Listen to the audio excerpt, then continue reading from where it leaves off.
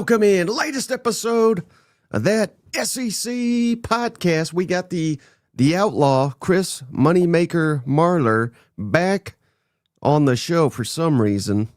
How are you, buddy? It's good. Good to be here. Are you in jail or something? No, I'm not, whatever. There's just people that are upset about some things that were said and jokes that were made. People are mad at you once again, huh? If it happens every week, Chris, I mean, at some point you got to realize maybe you're the problem. Totally, Mike. Totally. I will get off the show if we get into this today. I don't even know what you're talking about, but I just assume you did something wrong.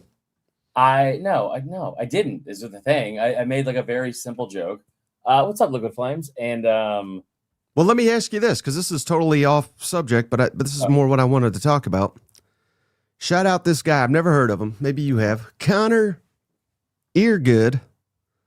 I hope I'm saying that right. He covers Michigan State, I believe, for the Detroit News. What are we laughing at now? Joey Freeman. Joey Freeman. I'd rather shave Shane's butt than to listen to this guy cry and cuss. Okay, yeah, I mean, I think that's 100% on brand. But real quick, cut back to Connor. Just for you, Marler. Oh, boy. Today's AP Bowl poll is out. So he's a voter, right, in the college basketball rankings? Basketball, yeah. He says, I did not rank Alabama this week. I will not rank a team that has to circumvent the rules through a court just to win and still lost. To me, that's a team admitting its own weakness. Your reaction? Yeah, I don't disagree with that. I thought it was a pretty bad. I wouldn't have had them ranked. One, I don't know if they deserve to be ranked. I think they can be one of the top 25 teams. I don't know what the hell's going on in practice there every week where something happens where they had a full week off last week, Mike, and they still had 2 starters out and 4 players out for the Tennessee game, which is almost impossible to do. The Bediako thing is gross. The whole thing, I hate all of it, and I understand where Nate Oates is coming from to a degree, where he says, hey, if it's happening everywhere else and this is all happening here, like they brought the guy from Baylor came in, and there's around the league, there's multiple guys from around the league and multiple teams, not just Alabama, that has a former professional playing on their roster. Everyone but Bama has a former professional that is from the G League that went from like overseas. Not, hey, I'm at Alabama. I am leaving early to go pro. I am going to go then play in pro games for 2+ years. And then I'm going to come back to the same school. And part of me is like, well, maybe it's nice that they did it to the same school, like at least. But like at the same, for the most part, it's like, no, I hate this. Like I hate this whole thing because like looking at it from a standpoint of if we've been told for years and years and years, if you go pro, you're done from an eligibility standpoint. And that's what's fair. Like that's the way we've always done it. That's the way it should be. And he comes back and is now playing at, Alabama this past week. It wasn't like he played like last year, but he had an injury. He played for the Motor City Express or Motor City Cruise the Saturday before. Like, it's insane. It's insane. And so the whole thing I think is pretty gross, and I just didn't really like it. I thought it was really, really, really bad. I knew he was going to play him. There's just no way there's no optics on that are positive if you're Alabama. It's like, if you win, of course you're supposed to win. If you lose, well, now you lost with a professional player on your team. And I thought the whole thing was bad. And the funniest part too, Mike, is you could see it coming a mile away. Like, no one has played Alabama in basketball better than Tennessee. They had won 4 straight against them. It's an Alabama team that has averaged over 90 points per game in each of the last 3 years. They led the nation in scoring in 2 years. The 2 previous years, they're second in the country going into Saturday. They've never scored more than 76 points against Tennessee. And that trend continued, and they lost again at home again to Tennessee, and they deserve to. Well, it's fascinating to me. I guess you didn't hear Nate Oates, and I think the AD too. They said, hey, he's a hell of a guy. He wants to continue his academic career. Who are we to stand in the way? I mean, sure. I bet he is a hell of a guy. I bet he is. But if we're going to sit here and hide behind the fact that, he's a student athlete that wants to get his degree, I mean, like, come on. Dude, there are bad choices that people make all the time, and wrong choices you make professionally, you make as a kid, especially at this age. Like, I fully get it. I got a fucking tattoo I got to live with forever. I hate it. But like, if you are sitting here and you're going pro and then like, it didn't really work. Does he get to re-enlist in like the draft? Does he get to go pro again? Because that also seems stupid. Well, yeah, that's one question, and I don't know that you have the answer. I don't know that anybody has the answer to this. Nice, geez, Louise, that's good. What happens if he goes back to the G League, say like next week? Is he eligible for Alabama the week thereafter? I don't know. Can he just go back and forth? I don't know the rules to any of this anymore because all of it seems so weird, and all of it seems so dumb because it is dumb, and that's what's really frustrating. Is it's like we are making it up. We are making it up as we go, and for the most part, it's wrong. I think that is he tattoo tribal? Says Jeez Louise. Fuck yeah, dog. One of the things I think too that's so frustrating is like bringing up the academics part is all stupid because if you're truly trying to get kids to graduate, that's great. That's never been the case for college basketball. It is also very weird to me that like college football, we make fun of all the time for the NIL stuff and how corrupt it is and all that kind of crap. Nothing has been more corrupt besides our government than fucking college basketball in the last however many years. Like it's a joke. It always has been a joke. And like since like the 80s, it's been a joke. And you look at programs like Kansas, who just fucking blatantly cheats all the time, and it's never been an issue. I think it's if you're gonna hear some like moral high ground from people like Dickie V and other people that are in this like whole blue blood setting where you need to save the people that have been in it forever, that part is also a no for me. Like that part is stupid for me. But I do think also that this is we've lost the plot. Like the whole thing is real bad. Well, speaking of lost the plot, cousin Shane, shout out him. He's chiming in. He's acting like he cares about us. He sent me this photo an hour ago of him drinking. Looks like it's beautiful weather. Where is he? He is in Orlando getting housed at old Disney. What the fuck just happened? I figured you whipped it out and you just wanted to do it off camera, which I did appreciate. No, I've somehow lost my camera though, which is cool because it's just plugged in. That's nice. Or perhaps you were showing your tribal tramp stamp tattoos. Look, there's ghosts. You look better this way. I would rather just do it this way. I would rather do it this way. There you go. Hey, so does Alabama just suck? Because I've always respected Nate Oates as an elite coach. Is it the roster? What's going on? Why are they not very good this year? There's no one that's been more banged up than Alabama this year. Over under on if I have my nips pierced. I guess the over under would be set at 2, right? I only have 2 of them. Well, that's too much. Thank you, All Vols Talk Show. What's worse though, Marler? Having them both pierced or just one? Because I think just one. I think the one is way weirder. Right. You can make the case that having just the third would be weirder than having just the one. No, I think so. The thing with Bama for basketball right now is that they're a very good team. They've got some really, really good players. They also are in this weird scenario where they are constantly fucking injured, and they have been all year. We know about last year's unit, how they go to the Elite Eight, and it's like, well, if they had Latrell Wrightsell, maybe they are able to go a little bit further. They win more games in the regular season. Like they were without him for most of the year. He's missed several games. He was back for Saturday. Aiden Holloway's missed several games. I don't know how effective he would have been in this game, just because that's a very physical defense that Tennessee plays, and he's not super great with physicality. But I also think that maybe it probably makes up for some of the points you're losing, and to have 2 starters out, him and Allen, that is a pretty big, pretty big hill to climb for them. But it's been all season. They have not had an injury report come out with less than 3 names on it since they started SEC play. It's just crazy. Well, how about Auburn going on the road beating Florida? Biggest win of the Stephen Pearl era? B. McIver just said, "Don't get hit by your ring light." Yesterday on yesterday's show for Locked On Gamecocks, in the middle of recording, the ring light fell off and hit me in the face during the entire thing. Have I accepted Lane Kiffin as my Lord and Savior? What is happening? No, so I thought that was awesome. That was awesome for Auburn. Really, I can't believe we're talking basketball. This is great. It was a huge win, first one in 30 years. What's crazier about that is you think about how good Auburn's been recently.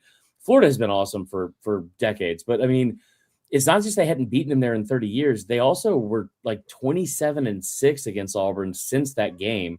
So a massive win. I think Bruce or Stephen Pearl said earlier today on Next Run Live, he said that it was a bigger win than even last year's 1-2 with Alabama Auburn in Coleman, which I had to go to. And the reason why was because they had, they were expected to win that game. I think they were favored in this game. They were, I think, an 11.5 point underdog. So it was good to see. I mean, they came out early and they jumped on them pretty quick. There was some, I honestly, I don't care how this sounds. I like basketball Saturdays, not as much as college football Saturdays by any means, but they're more enjoyable to me at times because there's just so much less on the table. Like it sucks if your team loses, but you also are sitting there kind of playing with house money, knowing that if you lose, like the season's not over, you still have the SEC tournament, you still have the NCAA tournament. And even if you're one of the worst in the league, like South Carolina was last year, you have a chance to maybe make a dent in that. So I think that's pretty great. Yeah. Again, I'm a novice to basketball. I just start watching it when football's over, basically. But it seems like here lately, there's just not a huge separation between the teams at the top and the teams at the bottom. Now there's usually maybe an outlier or two at the very bottom and very top, but everyone else, it seems like they can all beat one another, and it always seems like there's like 2 or 3 or even 4 really good games every Saturday. The SEC is down this year. Last year was a dream, man. Last year you had 14 teams to go to the tournament, but every single week you had multiple games against ranked opponents because you had basically 9 or 10 in there every single week that were ranked in the AP top 25. And it was a lot of fun because it was just like, what would you look at this week's games like that we just saw versus last year? Last year, Tennessee and Bama were both ranked number 1 at one point. Florida, and they played each other. They were both in the top 10 for most of the season. That's what we saw this past weekend. Florida and Auburn was played this past weekend. Florida and Auburn both played each other in the Final Four last year, right? I think Texas had Georgia. Both those guys were tournament teams, and that's a fun one because it's a game that where those two were kind of like playing for the tournament life late in the season last year. So it's not as fun as it was a year ago, but it's still you saw it in the Missouri-Oklahoma game. 2 teams that are unranked that might not, I'm not sure if both are going to make the tournament or either at this point. I think there's like only 9 teams that are projected to make it. I think Mizzou would be one of them, but Mizzou hitting a buzzer beater to force overtime, then hitting another buzzer beater in overtime to win. Like that just shows that God hates Oklahoma and doesn't want them to win at anything. And so that's a joke. Don't fucking clip that. But it's been a lot of fun. I think this year, and even in some of the teams, Mike, that I'm going to be hard pressed to tune in for a fucking Mississippi State game, but it's worth it to watch Josh Hubbard. Ole Miss is a team that hasn't had a ton of momentum that they've been able to consistently have so far this year, but they had a big win on the road against Georgia. That's a team that went to the Sweet 16 a year ago. I think Chris Beard has done a great job with them on the court. That Dia, however you say his name, he's a really, really fun player to watch in the front court. Like there's really good players everywhere. And so it's only going to get better once we get into February. Hey, let me ask you this, old Jack. At least I know how you love these Texas fans, Marler. There we go. Don't worry about your conference loyalists. Texas will win it all for you next year. I assume we're talking football because they don't do basketball in Texas anymore, do they? I'm gonna have to say something. I'm just gonna say it once, and I'm not gonna say it again. In regards to the Ole Miss thing, no part of me said anything of any sort of seriousness about the town, about the people that live there, or the severity of what happened. I said a very simple thing about Lane Kiffin and the constant comments that have been made about him regarding everything involving Ole Miss. No part of me said anything about the elderly and all that other shit. So, of course, like with anywhere that's going through tough weather and power outages and all those other things, I hope everyone is fine. Said it last week, said it yesterday on my show. Like, be safe, be good to each other, like I always say. But if we're going to sit here and clutch pearls over something that wasn't fucking said just because you're choosing to be mad about something that is involving not even just you, the entire Southeast, that's the most entertaining I'm going to do of that for the rest of the fucking show.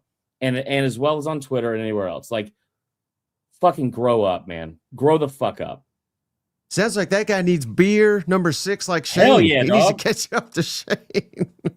Marler, I did the hot seat yesterday. I'm putting your ass on the hot seat now. Yeah. So, hey, let me ask you that. I did hot seat rankings. Okay. Oh, God. Oh, how did you, what is, 1 to I 5. can't read this. I can read it pretty clearly. But basically, there is no 0. Everybody is a game or 2 away from the hot seat, in my opinion. Oh, okay. 5 is you could get fired any day now. I got Beamer and Levy at 4s. Those are the only 4s I have. I got Sarkisian, Heupel, and I got DeBoer at 3, which means I don't think any of those guys is technically on the hot seat. I think they can coach their way off it. I think they can coach their way onto it. And then 2s, I got Golish and Drink. Everybody else is at a 1. But thanks in large part to 6 new hires. Yeah. Biggest issues with any of these? This is the worst graphic you've ever made. Hell yeah. This one takes the cake. There's just so much happening. Hell yeah. I don't think I'm trying to go through it. Yeah, no, that's oh wow, just killed a lobster roll. Let's fucking go, FCC cousin Shane. So I'm trying to go through it. I don't think you're wrong necessarily. That's interesting with Golish at 2, because everyone else obviously that's new is at 1. I didn't know that about Levy. My opinion is Auburn, you can never be at a 1 unless you just won the Iron Bowl. And the portal people are already kind of pissed. That's fair. I think what's interesting about it too is the way the numbers are set up are it's interesting. I don't think Venables is at a 1, by the way. I think it's interesting because like I didn't think that about Heupel necessarily, but you also think about like if they have 1 loss and then where it goes from there, what is that going to look like? Are you going to have the heat turned up? And I'll give you 2 doomsday scenarios that I don't think are going to happen. If Kalen DeBoer loses early on to Florida State again, that's going to be really bad. If you go into the month of October and they somehow have 1 to 2 losses, that's going to be very tough for Alabama to overcome, because you're going to have a new starter at quarterback again. I think Bama's going to be better than people think next year. I also think they're going to be very, very young. You're going to have 7 scholarship seniors on there. The other one I think too. Well, wait, real quick, and I think I know you saw this because you reacted to it. The SEC is cheating again, though, to give Bama an easy schedule.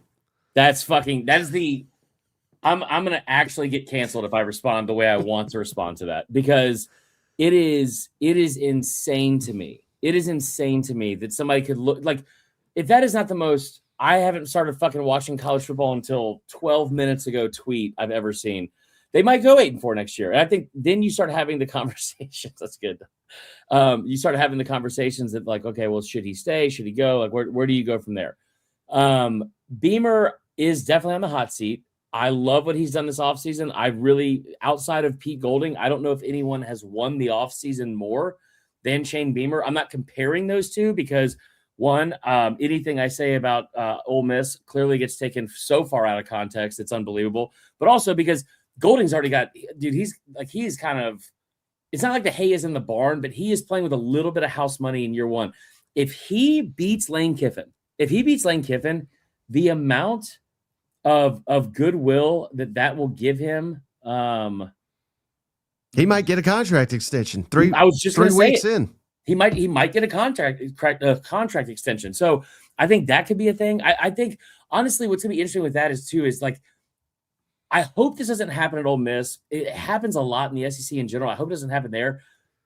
Oh, like this could be a step back for a year for Ole Miss, but not because they're not going to be any good. I think they're going to be one of the top teams in the entire conference, and that looks like, from what we've known this year, a top 15 team. Like all these things that would always have been for decades.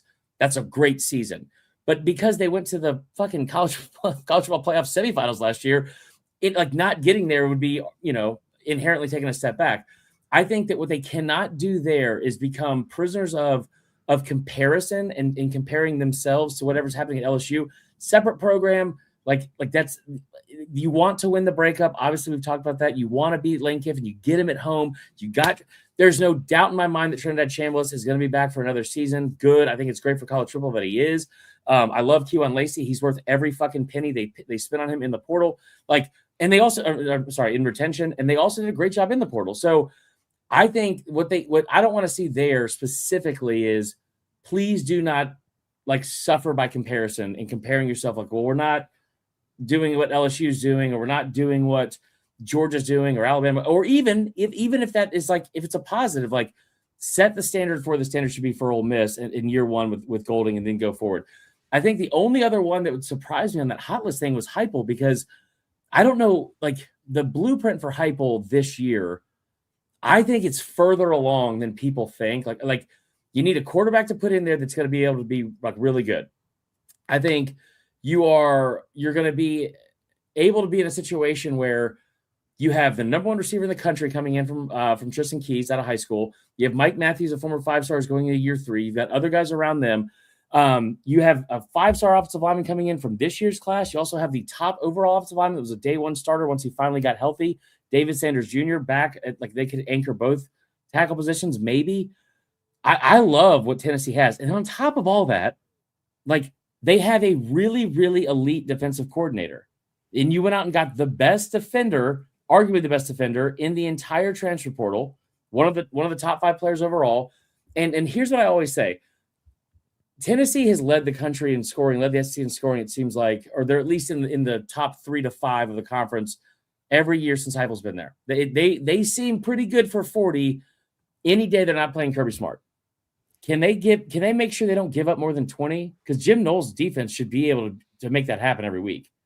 And if they can score more than 20, you could make the case that they would be in contention to win every single game they play because of how good the offense is. And so Heupel, I don't know if him being on the hot seat, I was hoping that it would be kind of a secret, Tennessee could be sneaky good, but it seems like you've already caught on to it. And so maybe if he does underperform, maybe he would be on the hot seat. I don't know. Well, I'm also caught on to all this Tennessee love that you're giving all off season. I hate it. I think you're trying to sucker them. You're thinking they're going to be really good this year. But hey, everything you said is true. And I didn't hear you mention also they went and stole Indiana strength coach, which I think that's pretty big, right? He's obviously, they just won the national championship, and then prior to that, he was at JMU and helped them revitalize that as well. But point being, Chris, they are spending an insane amount of money to upgrade Heupel's staff and to give them the resources to win. So what happens when you do that? You have to deliver results. No, I agree. And I think that I guess with Tennessee, I wouldn't confuse the lack of splashy gets from the portal as a lack of productivity or a lack of moving forward and progressing in the offseason. That's what I would say. Yeah. Because again, we've said it before. You said it with Carolina. It applies to all these teams. Retention is bigger than anything. Yeah. And the fact that Tennessee they did lose players, but they didn't lose a ton of key young talent, right? And that, again, if you're just unaware of it, that means they've re-signed all those guys to contracts. Right. Agreed. And that's what South Carolina did as well. And then now I do think, again, that's what I said. That's what one of the reasons I think that outside of Pete Golding, I don't know if anybody won the offseason more than, you could probably say LSU a little bit. But what Shane Beamer did and the retention they had there from all of their good players on top of going to get Jacarius Peak, I think that'd be great. So yeah, man, I think it's gonna be interesting next year because I think that the one misconception that people had this year was outside the SEC, you heard the whole thing about well, why are there 5 teams from the SEC getting in? And you're like who should have made it besides them? You can't say Iowa. They were 8-4. BYU, sure. Notre Dame, I would agree with that. But the way that they made the stupid fucking rules, which for the most part benefited everyone but the SEC a year ago, it's I don't know how you make the argument who deserved to be out. You had a bunch of 10-2 and 11-1 teams that had really good seasons at a Power 4 conference. We did the same shit a year before that with Indiana. But I think the big thing was it was pretty obvious to anybody that watched like the sport this year, especially around the SEC, that there were teams like Ole Miss that were going to be able to like if they were on offense, they were going to be able to compete with anybody up until maybe Indiana, who was obviously very, very good.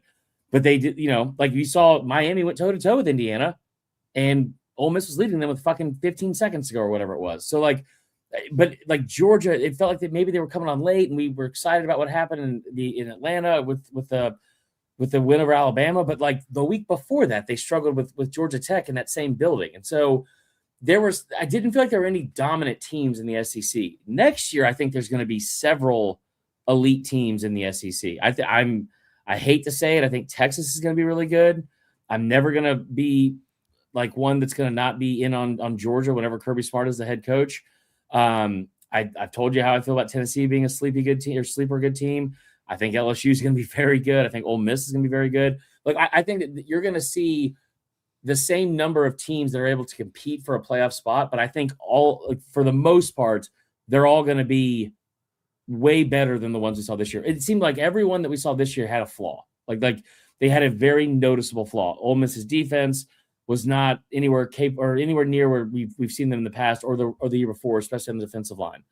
Bama, I don't know if you knew this or not, Mike, they didn't have a running back or a run game or anything. That was a pretty big issue. There were some other flaws for Bama too, but I think you're going to see more complete teams around the league next year. So who would you say is on the hottest seat in the SEC? Is it Beamer? No, I mean, yeah, it's Beamer. No, you hang up first. That's pretty fucking good. I think it's Beamer because he's the one that we know the most about, and also because you just fired 6 coaches. So it's 1 out of 10, and I think he's the one that's on the shortest leash, which is like, I think that's fair. And maybe you're right. Maybe I don't. Why would Lebby be on that list as well? Lebby, because have you seen him coach? Is it not good? No. He had some pretty tough losses this year. I mean, he's a really good offensive coordinator. I think he's a really good quarterbacks coach. But the rest of it, I question seriously, basically how committed they are to football in Starkville. This is, again, you could laugh off Mississippi State, but they are not to be laughed off, in my opinion. We have seen them for years and years be a competitive football team in this conference, and they haven't been in years. I hate it because it does feel like they're just a program that has probably a pretty, I hate to say this because it rubs people wrong so much. Yeah. And my thoughts on ICE are, no, I'm kidding. That's a joke. I'm not having any fucking comments on ICE forever. Let me ask you this though. Do you have any idea who the other option when they hired Lebby could have been? Like a guy they interviewed, and I don't know if it was one over the other, but they did interview him. You told me this a while back. I forgot who it was. Curt Cignetti. God damn it. That's tough. And I mean, again, you could mock Mississippi State, right? Yeah. Indiana was infinitely shittier than I think anybody short of Vanderbilt has ever been in this conference. Yeah. I think what's funny too is that like the Indiana thing I think is so good for college football, and the people that like I've seen a couple takes, they're pretty lazy takes from people that don't really care about the sport. They just tune in late in the year. They're like, this isn't Indiana, it's mercenaries. They bought their roster. And it's like, no, they didn't. I mean, like Texas Tech did, Oregon did, Texas did, like there's a lot of teams that did.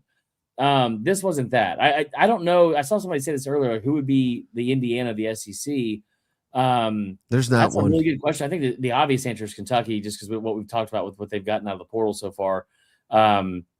But I don't know if there really is an answer because the thing with Indiana and not a lot of SEC schools outside of Vanderbilt, and Vanderbilt's already been relevant for the last 2 years, just not at that level. The thing about that school is that it's been the worst program in college football forever. Like they did what we all do, which is, hey, we're going to go play NCAA football like I used to do on my fucking computer because I'm old as shit, and get the CD-ROM version of NCAA 98 with Danny Werfel on the cover. Yeah. Like, I'm going to go play in Idaho. They have a dome, and then take them to a national championship. So, what the fuck was that?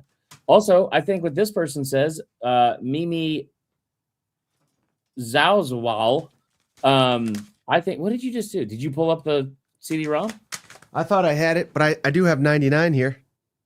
See, I had the year before. That's sick. Yeah. Also, we look like fucking losers right now. You just thumbing through CDs in the background with those headphones and that beanie. How about this? How about this? He said squirrel. 96. Whoa. Before they even called it NCAA. College Football USA. Who's on the cover? I mean, it was just a generic. I think it was a generic guy. Well, maybe not. Number 1, Kansas State. I bought this. I bought this for $2 a couple years ago. I found it at a arcade. Nice.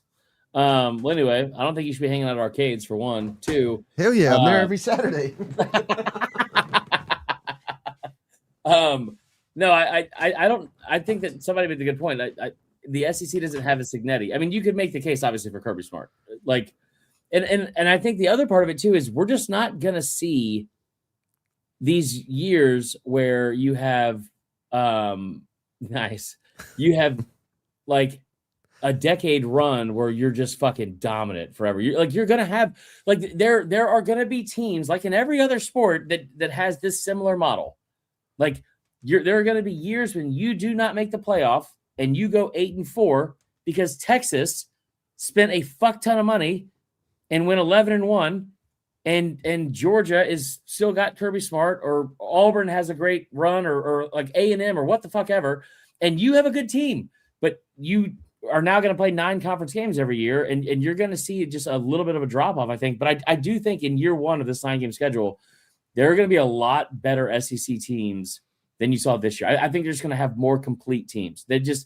Every team we saw last year had at least one fatal flaw, and I don't think you're going to have. If we're being honest, Mike, I think from a team standpoint, I think this is probably one of the years where you're probably down. Was this year, even though you got 5 teams in, you had some good teams, but like if Oklahoma had a quarterback, they could have probably made the fucking championship game. Like, and John Mateer, he was the Heisman front runner at one point. So, and what does Tennessee look like if they don't lose that game to Georgia? Early on in the season, there's a lot. This lady seems like. Oh, wait. Maybe I think I can answer the question. I don't think it fits the mold well, but if there is the SEC's version of an Indiana, you know who it is? What?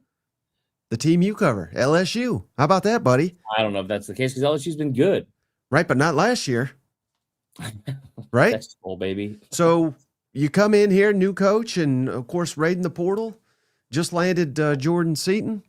That was wild. You've already been calling LSU one of the more talented rosters, maybe in school history, and that was before they added an elite offensive tackle. Yeah. What's the expectation? I mean, it's playoff or bust, right? Yeah. Is that too much? Playoff or bust? No, I think it's exactly where they should be. I think it's exactly where they should be. You want to talk about what Boy and his dog said? Huh. No, I think that's exactly a fair assessment of where like the what do you call it should be, like expectations. Like, the expectations should be in the playoff, and I don't think they should be under that. Like if you didn't land Seaton and you didn't land the kid from Ole Miss whose name I can't pronounce or spell, like that kid, man, Moscona told me what it was the other day, and I can't remember what it is now, but like. If you don't land either one of them, you still have an incredible portal haul, and you still have a good enough team that you think you should make. Like you should be in contention for the playoff in year 1. I've talked to some people around here that think that if they're being bottom out of a White Claw, it's a fucking Celsius, dick. And who cares if I was drinking a White Claw? Have you had a White Claw? They're delicious. They're delicious. Wait, let me ask you this though, because hey, you mentioned Moscona. I've seen him say this just months ago. Coach. It was a year and a half ago. No, it was not that long ago. It was leading up to the season we just had, and he said Lane Kiffin is not a good coach, and the guy has not won anything. He didn't say that, but I'm adding it because that's the main criticism we hear of Kiffin, which is accurate. Yeah. Could he? He? Good coach this year, I think, right? He's a pretty good coach. He went 9-3 and he fell flat on his face against Florida. Should never have lost to Kentucky. I don't know how they do that. They did beat Georgia, Well, we know how he State lost to before? Kentucky. What? You don't know how he lost to Kentucky? No, I forgot. He allegedly.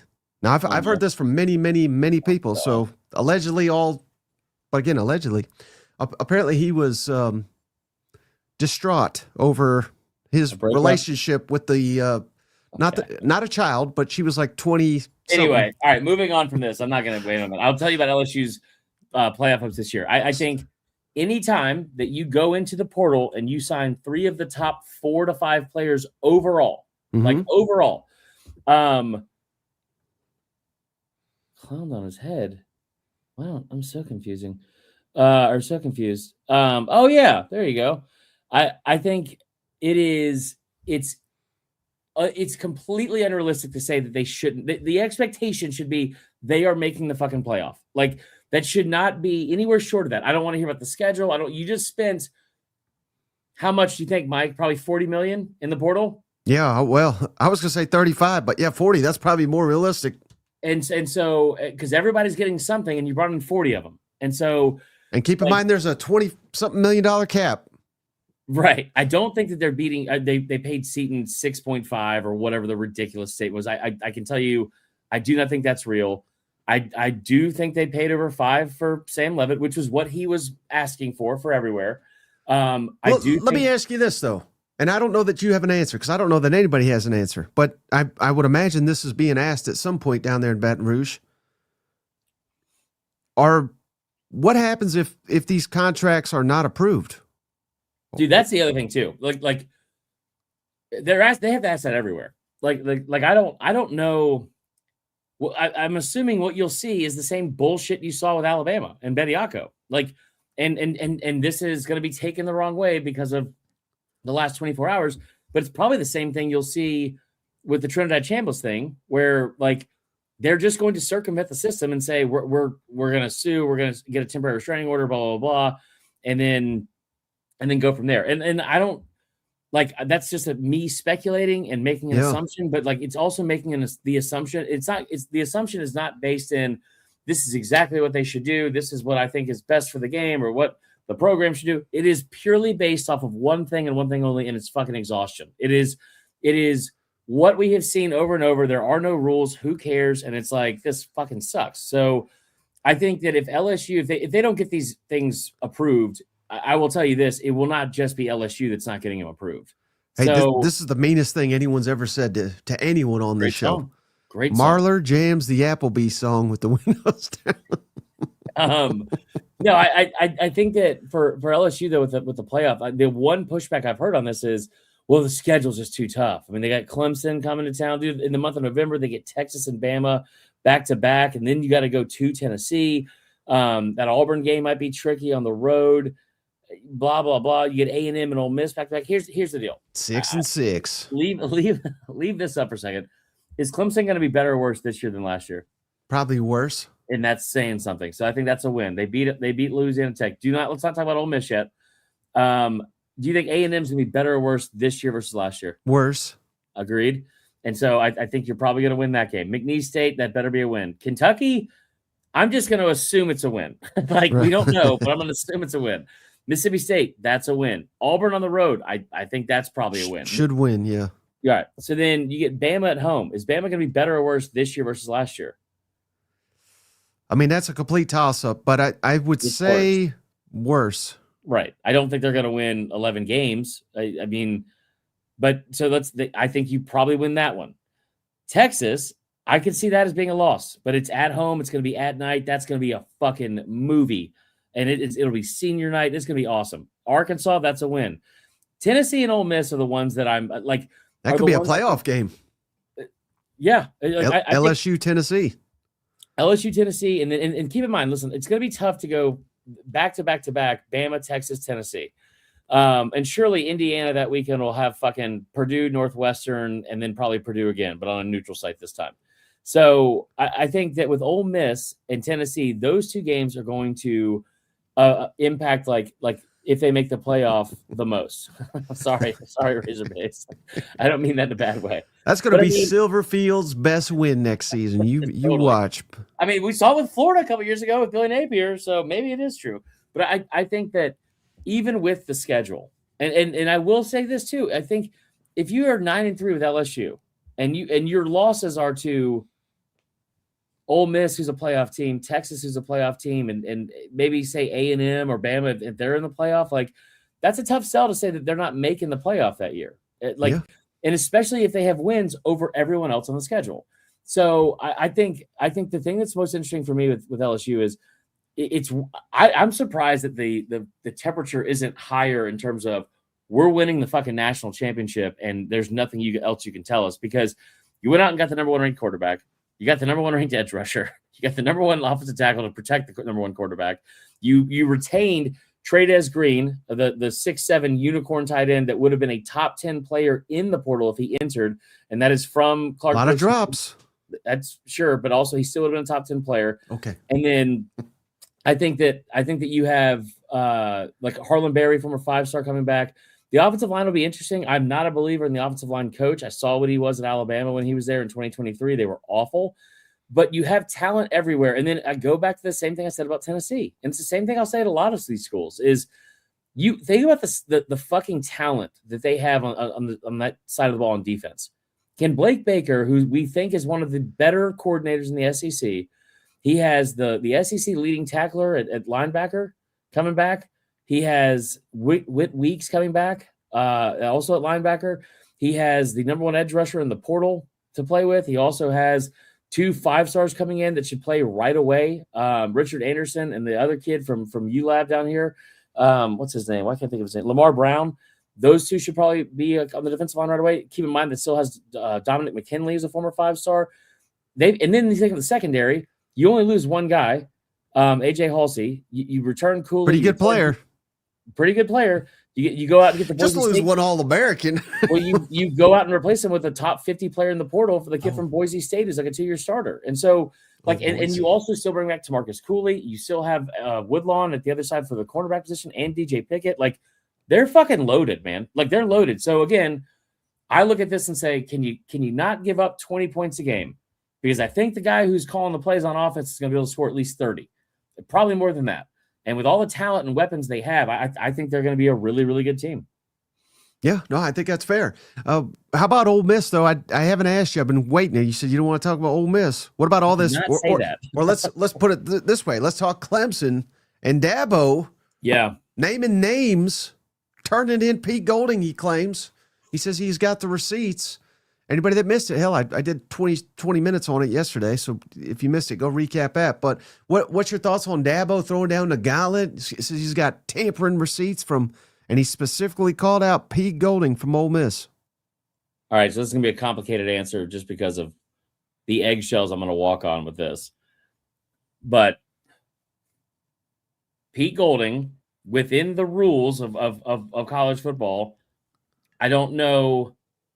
It feels like there was tampering. There's text receipts of all that. At the same time, Pete Golding is doing what every other coach in the SEC has done with him and his roster. And I think probably was doing so at a time which was more fucking frustrating for him because they were doing it and tampering to his roster when they were trying to win a fucking national championship and get to the college football playoff championship game. So like, I think that he knows it's very frustrating to hear, and it's very frustrating to find a way to fix it because everything is, well, that guy did it. Why are we not going to do it? Everyone does it. So I think that's where he's operating out of, and you really can't blame him. Like, why the hell would Pete Golding try to be some moral compass when every other coach around him is not only doing the same thing, but doing the same thing to his roster? Because like that would be really frustrating. So I get that side of it. What I hope comes out of this is this. I don't know if Ole Miss should be penalized for this. I don't think they should because they would be the very first ones. I say you make this as the example of moving forward. If this happens, we're done here, and you're going to start getting fucking penalized. Like, I don't think it's necessarily fair to make the example out of Ole Miss. You've already done that if you're the NCAA, by the way, a couple of years back, which was like, by all standards and compared to what we have now, pretty egregious. I think like what was the O lineman? Was it Michael Orr who got like fucking not Michael Orr, Larry Tunsil? They got like $800 for his apartment or something, and they And were a like, mask too, I believe. and a mask, and a fun, cool mask. So I think you've already made an example out of Ole Miss. Like, I don't think the target necessarily needs to be on them. That's my spiel with them. As far as Clemson goes, Dabo Swinney is in the right for what he's doing. He's in the right for what he's doing. I cannot believe I thought Michael Orr was the guy. What an all-time mix-up of names. Terrible. Who was it? Was it Archie Manning? No. So I think what Dabo's doing, I love, because I think it needs to happen at some point. The NCAA needs to have, like, they need to be pulled aside and be like, hey guys, you're kind of fucking up, man. Like, you are supposed to be the ones overseeing this entire sport. What did they do as soon as somebody brought this to them? We need Congress. Yeah, you know what? The NCAA has been so bad at doing this. We need the fucking federal government to come in, because they're just knocking it out of the park. They're firing on all cylinders right now. So, like, this idea to have like government help or whatever, no, just fix the fucking problem. And if you're Dabo, I think the argument that makes me so frustrated is, I heard this from the Ole Miss side, which is like, well, they didn't sign him to an actual NIL contract. It signed his, like, financial aid agreement. Well, here's the thing about that too, guys. I get where you're coming from, but at the core of all this, he was enrolled in school, and we know that because he was in an 8 a.m. class when he was sending the messages. So it's like, I don't know which more proof you were enrolled in classes. Have you seen what Dabo did today? The petty shit from today. No, or are you talking about the website? I did see that. Yeah, you sent it to me. So And the website goes to, like, I guess the press conference. Like, anybody that missed it, this linebacker in question, they've left his bio up on the Clemson website, and if it says his time at Clemson, click here, and it goes straight to Dabo Swinney calling out Pete Golding for 30 minutes. Yes, it was awesome. Like, I mean, like, but see, listen again, and I don't think Dabo is like trying to be like, and Pete Golding needs to pay for this. Like, I don't think that's where this is even coming from. I think it's just like, dude, when does it end? Like when does it? We're sending pictures of $1 million agreements and like offers. Like, that's crazy to me. And so I think at some point you have to sit here and say, hey, like enough is enough. Like, there has to be rules, and there has to be consequences to the rules. Again, I think Pete Golding was operating from the standpoint of everyone's doing it, and I just had it happen to my fucking roster for over a month straight because we were so horribly inconvenienced by being in the fucking playoff. So it's like, I think I get where he's coming from. And also Pete Golding is a fucking savage and wants to go win football games and is going to build that thing the way he's seen it built under some other coaches. And that's all I'll say about that. Like, I don't think Pete Golding's gonna be shied away from, like, if this is a competitive market, you have to be competitive in the market, and that's what he was doing. So I think I get both sides of it. I just wish that there was some agreement that we could all just sit here and say, hey, instead of just like pointing out who's more wrong, why don't we just figure out how to fix it and fucking move forward? Because it is so exhausting trying to figure out, like, is this a rule? Is it not a rule? Is this guy? Who's this guy? I feel still. Again, I feel like every week now. I don't know how this guy fucking does it. Like, I don't know how Phil Steele is able to put together a magazine. And I'm going to buy it every year because it's my tradition and we all love it. But I mean, he could make up names. That entire fucking 500-page book, the Cheesecake Factory preseason magazine that he has, it could be made up names. I'd be like, oh, okay. I didn't know that Dylan Tomlinson went to Memphis this year. That's crazy. Apparently he had a racial bad word in the last magazine. Just throwing it out there. God damn. That's all I'll say about that. But hey, you said a lot. Great question here. I don't even know it. From Brandon Marler, who will be Carolina's starting running back? Will it be the Texas transfer Christian Clark? And if that is the case, Chris, I'll let you speak here. But how nice will it be to cover a South Carolina running back that is eligible? Fuck you, Mike. That was tough. Still phase on. That whole thing was pretty tough. No, I think Clark will get some reps for sure. I think they got some depth there, which is weird because this year they didn't.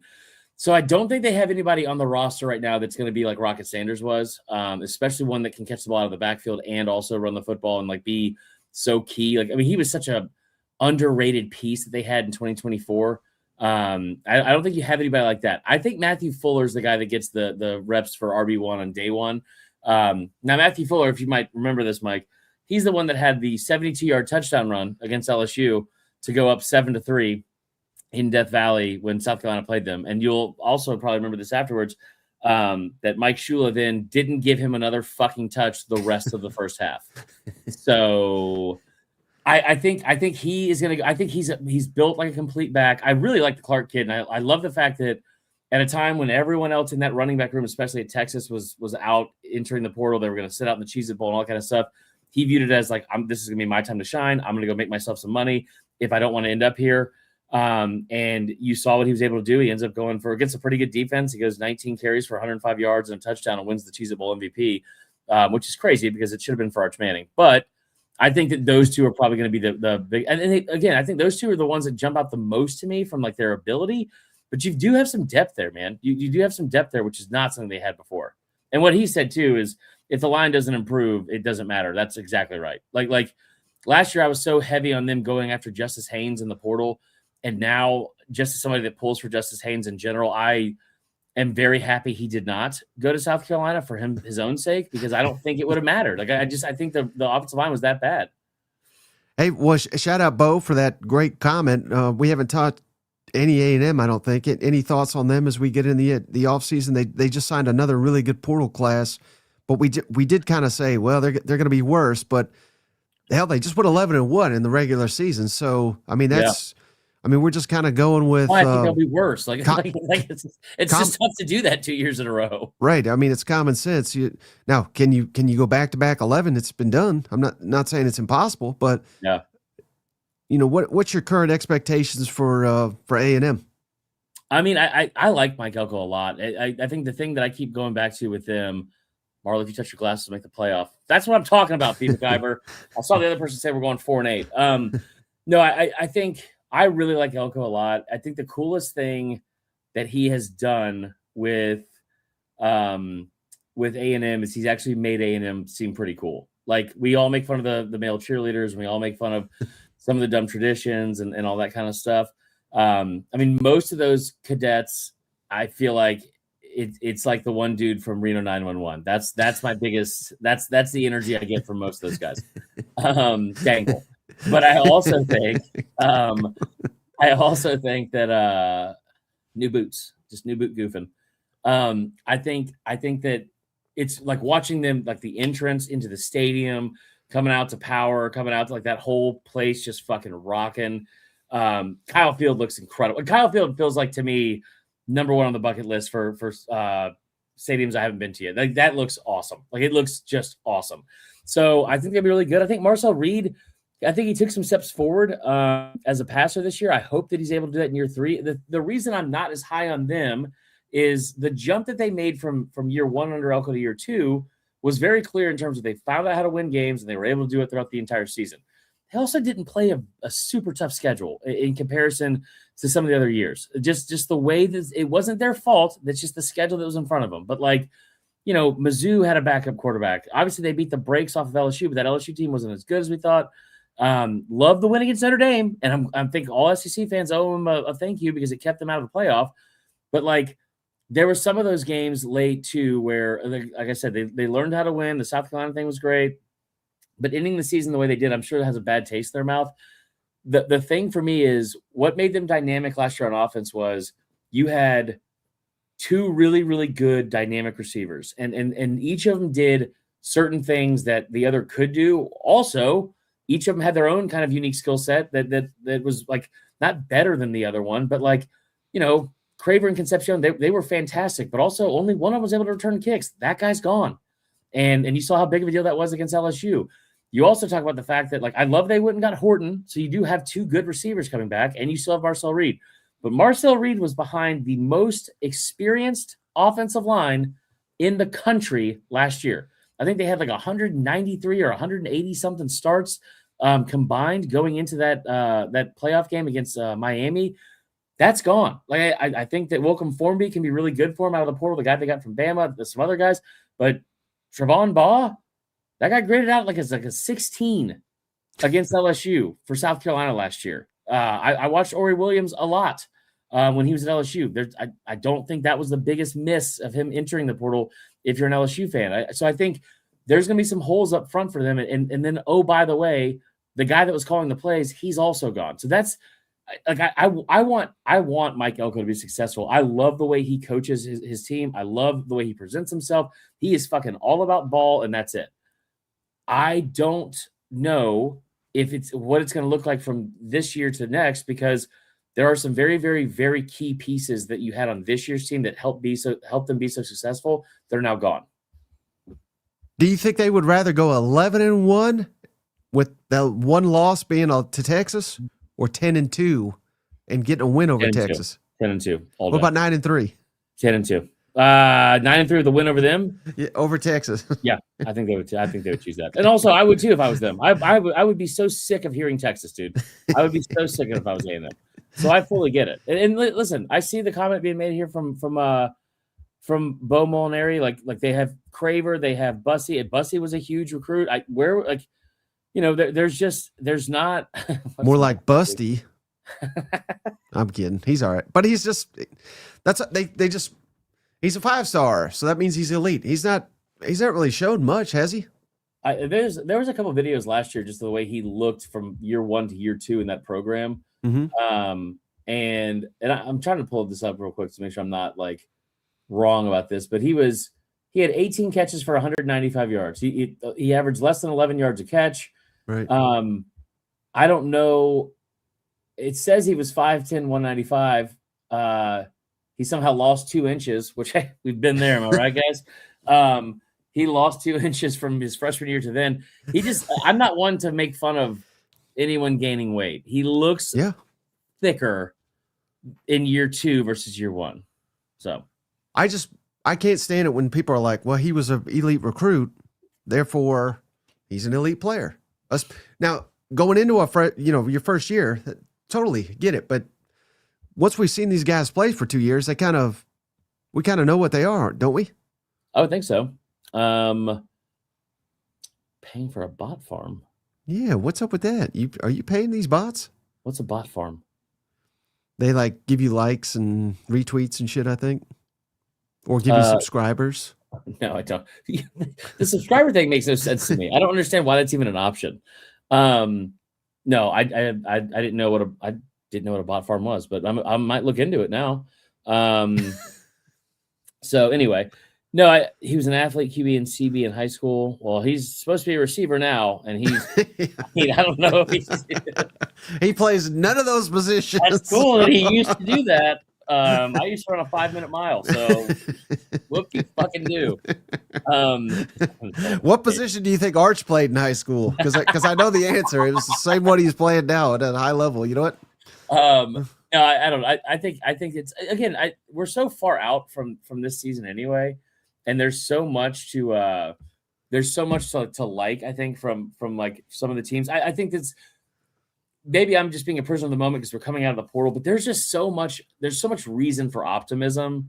I think it's so many different schools. Kentucky, man, we talked about it last week, so we don't have to necessarily talk about it again. Let me ask you this, because I've not heard this discussed at all. And it may not be, this may not be accurate, okay? But with no spring portal, is there a chance that the teams are better in the fall? Because there's more time in the system, there's more continuity together. Could that result in better, deeper teams? Yeah, 1,000%. I think that was one of the things. He's the one who bums the SIGs. I'm starting to see teams are releasing spring dates and spring game. I think we're getting spring games back.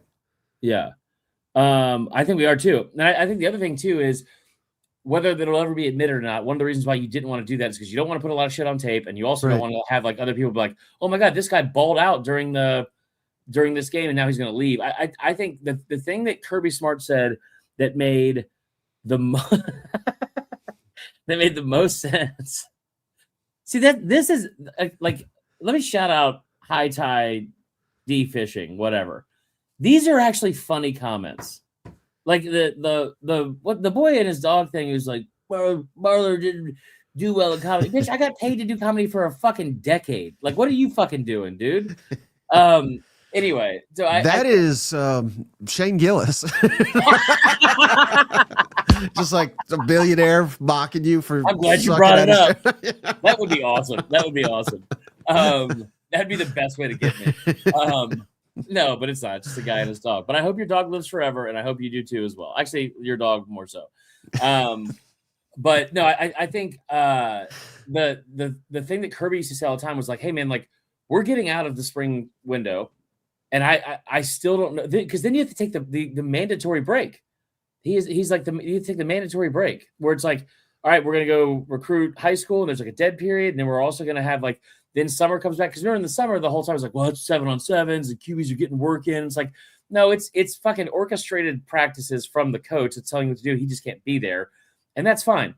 But to not know who was going to be on your team at that point of the year is a pretty massive.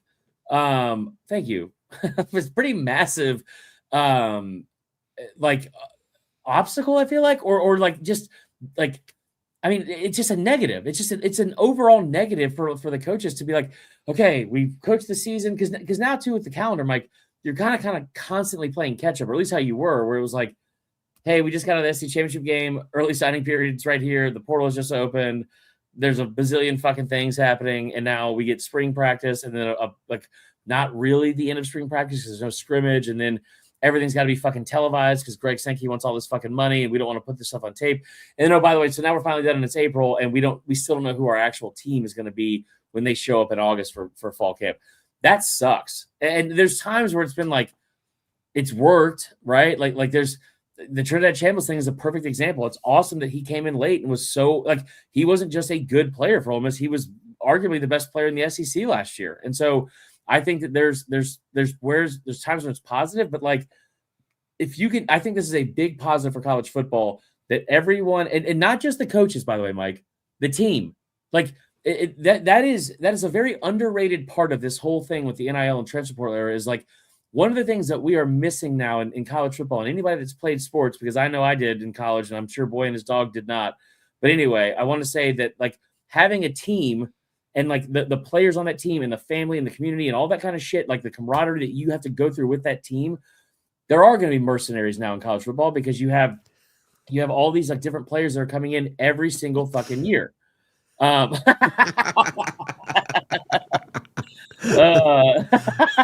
You are a professional comedian. I absolutely was. So here's the thing. But I think that you kind of lose that with the amount of turnover that you're having. Look at a place like Arkansas, Mike, that had like they went and got 40-something players, I think, in the portal this year. They lost like 40-something the year before, and then like they've been like in the 35+ range for several years in a row. That's a lot of new faces to come in, and some of these guys are like because you kind of already have the whole thing with freshmen where you're not like hazing. We're not going to say that, but like, you know, you kind of have to earn your dues and all that kind of shit. Well, how many of those guys are sticking around by year 3? Like, and like, what is the purpose of being able to buy in if you don't know which faces are still, if the guy next to you in the locker room is still going to have the same fucking nameplate from April to August. And I'm glad they fixed that. I think that's one of the bigger things that needed to be fixed. Hey, last thing, Woo Dan, appreciate you for the donation. Marler, what do you think about Silver Fox? Why do Arkansas boosters not want to be good at football? Any thoughts on that? I did a pretty good job. Thank you, Razorbacks, you do.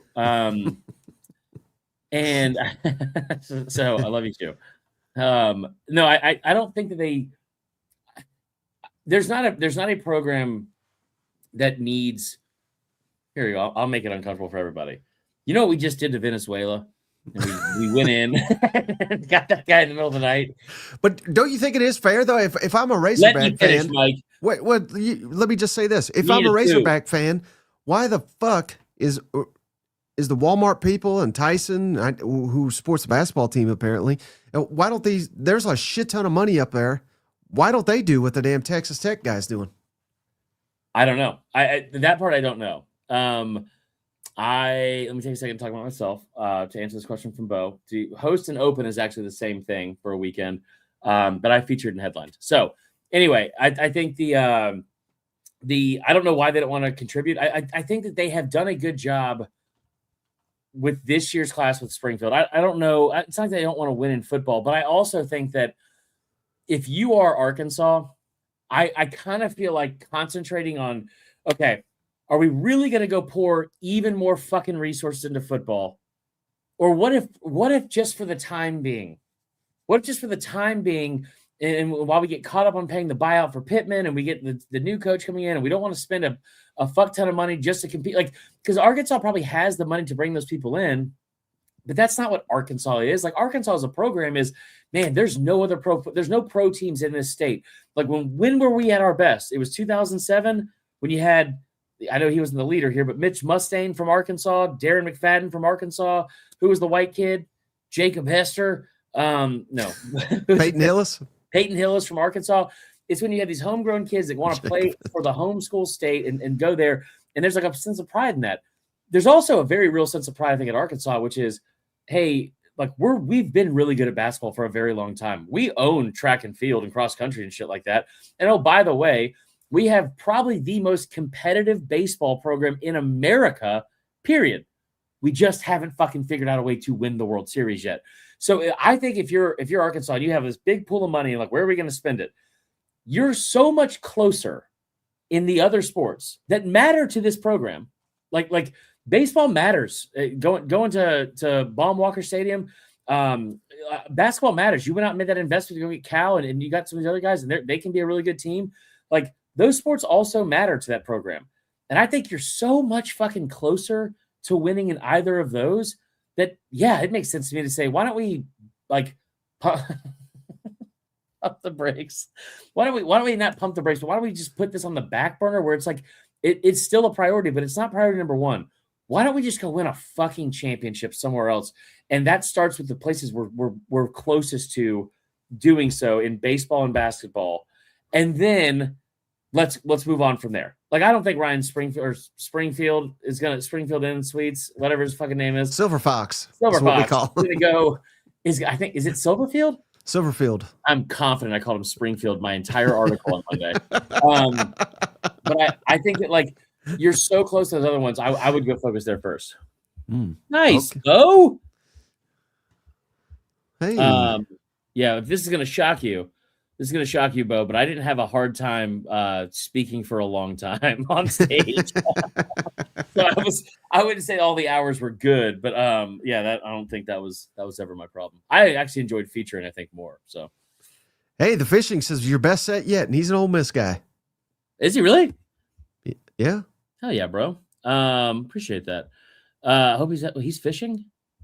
Dude, what is the weather like? You're in Nashville, right? Yeah, it's miserable. Oh man, I got up this morning to walk Pepper, and it says feels like 10. Let me just also close with this, Mike. All right, here's 19 right now.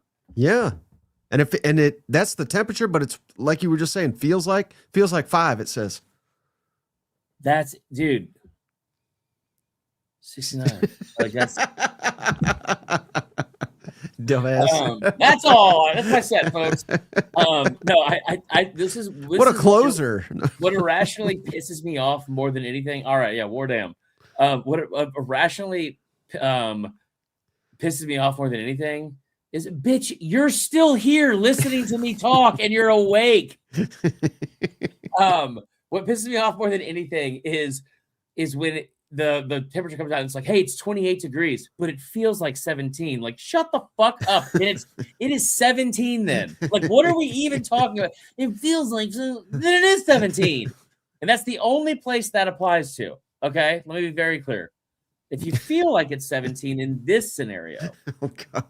How old do you feel? That's not what I meant. I was making a joke about I know sports, but there we go. All right, we should leave. All right, buddy. Hey, we appreciate you. I don't know when we'll be back, but hopefully soon. And can't wait to go crazy with you again. You want to plug your handle or shows or anything? I want no one to talk to me at all on social media for at least 24 hours. Dude, we have been, after that whole thing, we've been watching this show Traders on Peacock. Okay. Is it good? It is pretty good. But it's just been the wrong time to, you know what I will plug? How about I'm going to plug stuff that doesn't impact me or my financial well-being at all. Your butt? But it's freezing cold outside. Everyone's staying indoors. if you're looking for a couple of shows to watch, I'm gonna do like that gay guy from SNL who's like Stefan? the hottest club in the hottest club in Knoxville right now is Stefan. Top 3 shows were watched like recently this past week. His and Hers on Netflix, fantastic. All Her Fault on Peacock, really good. Crazy twist to both of those at the end. Really, really loved it. And then Peacock Traders. It's so dumb. It's very like, me and Allie started watching it, and I was like, well, I don't really care. I don't really care about the Real Housewives, like playing this stupid game. I'm fucking screaming at the TV screen, but it's been really fun. So those are my 3 recommendations for how to spend your time this week. And I tell you what, if you are feeling like your job is not going well, sue the NCAA and go do another job. Stefan Marler. That's all. We appreciate you, buddy.